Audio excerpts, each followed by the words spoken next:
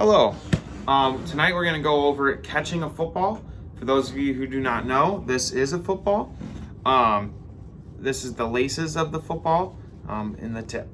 So yeah, have my partner with me, Maddie, here tonight. She's going to help me with demonstrating how to catch a football. So firstly, we're going to go off of hand-eye coordination. So when catching a football, you want to make sure that it's very important that when the ball is coming towards you, you want to follow that ball with your eyes. Obviously, do not let it hit you in the face. Follow that ball with your eyes as it comes into your hands. That's super important for catching a ball. A lot of times you see people drop a ball is when they followed it for 90% of the time and then like, okay, it's going to come into my hands, and they take their eyes off of it and they drop the ball. That's super common. So just make sure with your eyes, follow through all the way up until it's in your hands and you have possession of the ball. Secondly is going to be the diamond catch. So what a diamond catch is, before you're going to catch the ball, so you perform like a diamond, rough diamond with your fingertips, just like this. And the object of that is to have the tip of the ball go straight through that diamond right there. So kind of just slow motion. If you want to just bring that into there, that's kind of what you want it to look like right there. Just have that, and then you grab that. Obviously that's super slow motion, so if you kind of want to see like what that would look like, if you want to just toss that to me, just like that. So hopefully you guys could see that. Yeah, that's super important too. It's good posture when catching a football. And thirdly, so we're going to talk about posture. When you catch a football, you want to make sure you are, your legs are shoulder width apart, your hands are out in front of you, and you're ready. When throwing a football and catching a football, it can be dangerous if you're not paying attention. And never throw to anybody that's not paying attention, or that is not aware that you're going to throw a ball towards them, because you could injure somebody. That's not a good day. So just make sure you are aware, you're ready, and as well as your partner is too. So when catching a ball, this gets a little bit more, this is an extension of catching a ball.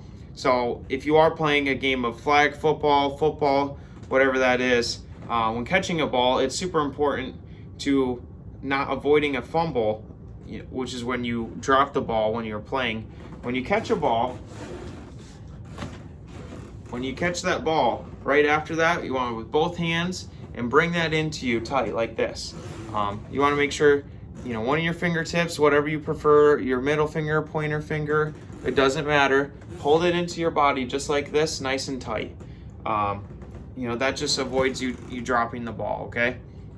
So, now throwing the ball to your partner as well, we're going to go over that a little bit. So, when you throw the ball, personally, I would consider my hands small or medium size.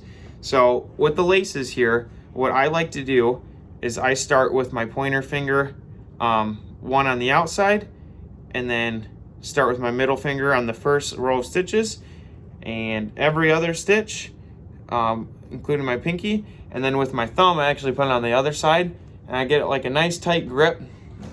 And I'll back up a little bit more so you can see me. So I have this, both hands, and then when you go to throw, you want to stand like perpendicular, I guess, parallel to your partner. And when you do this, you want to make sure your shoulder goes out, and kind of the ball will end up at your ear, head level, just like that, in slow motion to that. So, I'm not going to do it hard. And you shouldn't, throw the ball hard. Your goal is not to throw it as hard as or fast as you can do. Your goal is just to, get the right motion for it. It's going to feel awkward at first, and if you keep doing it, it'll feel better. So I'm going to slow motion, just throw the ball to my partner. And she caught the ball just like that. And you notice how she was ready. She was aware. She knew the ball was coming to her. Can't stress that enough, guys. This is not dodgeball or anything like that. You do not want to hurt your partner with this ball. It will hurt. So she's going to throw it back to me, and I'm ready. Okay, I caught the ball. So then another game that you can play like this, you know, again, we're not going to do it super hard, super fast. We are inside. I would recommend if you're at your parents' house or, you know, you're practicing at home, try to go outside if you can. If it's cold, maybe your parents will let you do it in the basement. But so what we're going to do is just practice catching and throwing. So what you can do with your partner is pretty easy. You know, it's fun.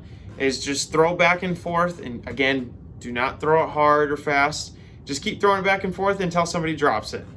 It's a good, you know, good practice. So just keep throwing back and forth.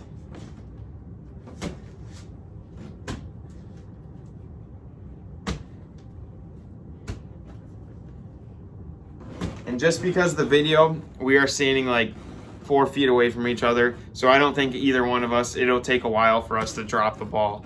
But you know, that's a really fun game I like to play. Catching a football, it may seem like a simple task, but you know, there actually is a lot that you need to think of when doing so. So just a reminder, you know, go over the key steps. Posture, you want to make sure you have good posture, hand-eye coordination. And you know, it sounds funny, but like with your eyes, watch that ball come into your hands, and when you have possession, making that diamond catch with the ball. It's a good practice. And obviously when you catch it, spring it in nice and tight to make sure you don't drop the ball. But yeah, hopefully you guys enjoyed this demonstration, and see you later.